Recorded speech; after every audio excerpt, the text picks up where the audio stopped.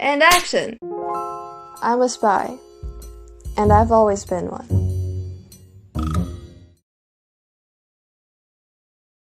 喂，睇下，我真係睇唔出對面嗰個人究竟係男定女喎。咦，我都睇唔出喎。我同你賭100蚊，佢肯定係男仔。唔係，等陣先，佢可能聽得明我哋講咩喎。個樣咁似鬼仔，佢應該聽唔明嘅。Accents and appearances are two of the most distinguishable ways we can tell where a person is from, or what they speak. Or at least, that's an assumption that we tend to make for first impressions. I'm Chinese-Peruvian born in Canada, and I grew up in Hong Kong ever since I was 3. For most of my life, I used to have choppy short hair, so the whole $1 million "are you a boy" question just became part of my daily routine. But that's a story for another day. Being the rare mixed kid in the neighborhood came with its pros and cons. Family, friends, teachers, and sometimes even strangers would come up to me and ask me if I could speak Cantonese. And as usual, once they found out I could, they'd shower me with compliments. Wow, that must be awful. Well, no, not really. Not gonna lie, I did enjoy the attention for a while. But if anything, compliments started to feel like expectations. Sometimes people would say stuff like, "Oh my gosh, wow, I can barely hear your accent." Thanks, you too. I don't know, I've lived here for more than 12 years of my life, but yeah, I guess I still have an accent. Looking back, I knew most of the time these were compliments, and if anything, just opinions. But to me, all I could hear was, "You're Chinese, but your accent is wonky. How can you call yourself Chinese?"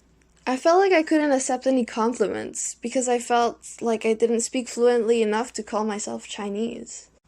It didn't help that distant uncles and aunties compared their kids to me saying, "哇，咁細個就識講咁多語言，唔似我啲仔女咁啦." I excused myself by explaining to them that ever since I was a fetus, I've spoken both Cantonese and Spanish with my parents, so it's only normal that I learned how to speak it. 我由細到大同我阿爸傾慣咗啫，我發音有時唔係好準。我嘅廣東話冇你想象中咁好咯，我嘅廣東話唔係講得好好咯。係啊，唔怪得知啦。唉，我聽得出你啲廣東話幾差咯。At school, there was this Mandarin public speaking club that was open for anyone who wanted to join. Not sure if it was compulsory, but a bunch of my mixed and non-Chinese friends signed up for it. Whenever they went up on stage to perform, I'd always hear a group of people snickering at the back of the room, always saying something nasty about their accent. Like you have the guts to go up on stage and recite a millennium-old poem in a foreign language. Do it. I dare you. After that, I got really self-conscious of my own accent when I spoke Chinese.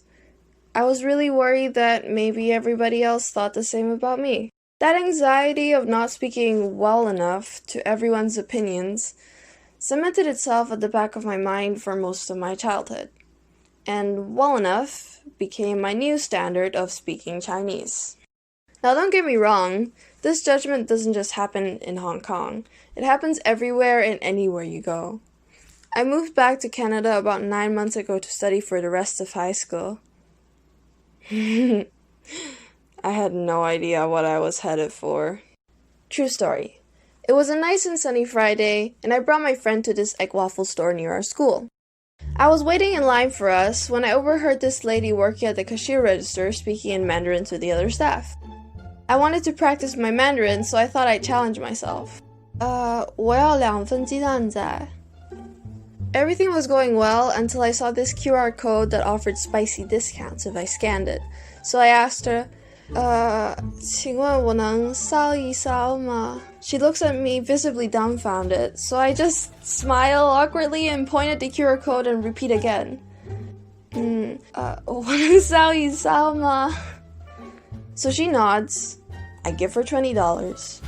And out of nowhere, before I could even brace myself, she hits me with, 你连普通话都不会说? 真丢脸. Well, excuse me, do you remember me paying you for your opinion? And you know what the worst part was? The waffle wasn't even fresh. But once I realized what I had said, I just couldn't stop laughing after that. I'd be lying if I said I don't get annoyed whenever I bring this up to my friends, but in the end, what the waffle lady said was just an opinion. And in my opinion, I think their customer service sucks. But that's just my opinion. Last week, I asked some of my friends about their childhood, their experience speaking native and new languages, and studying abroad. My biggest takeaway was that everybody identifies with their cultural identity in different ways. Hi, my name is Alyssa. My name is Jessica. Hi, my name is Joyce. My name is Laura. It also depends on how much you practice speaking that language, because it's the same thing for me. I learned Cantonese since I was born practically, but then because I moved to Singapore and I don't practice it that much anymore, I'm not as fluent in it. Mine's terrible. If my mom's talking to her, to my aunt, and she shoved the phone in my face, I have a panic attack, because I talk at a first grade level. It's so bad that at times I would just put in English words even though they don't understand it. 10 out of 10. My whole life I have been speaking Spanish with my family, my friends, so yeah. Well, growing up in Canada, I did visit China sometimes. And when I would visit friends or family, they would be like, "Oh my God, you speak our language." And so I don't know, it's kind of like a pet peeve, but every time I would see them, it'd be like, "Oh my God, you speak so well." And it's just I would not see them for a week or so. And then when I see them again, they're like, "Oh my God, you improved."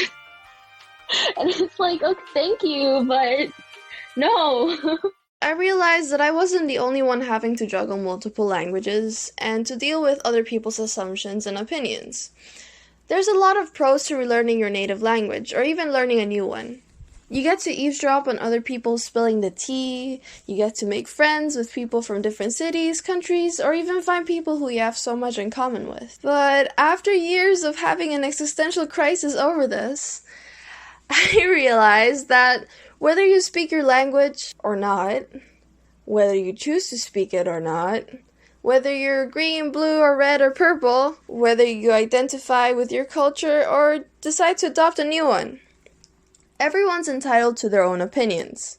People have the right to think, guess, or assume, and it's ultimately your choice whether you agree or disagree with them. But at the end of the day, they're just someone else's opinions, and they're just opinions. I'm not giving up on Chinese anytime soon, but I'll learn at my own pace this time. If I'm being honest, I was skeptical about sharing one of my biggest insecurities I had growing up, but working on this helped me get some closure, and if this can help somebody out there, then why not? Hi, I'm Julia, and I'm proud of who I am.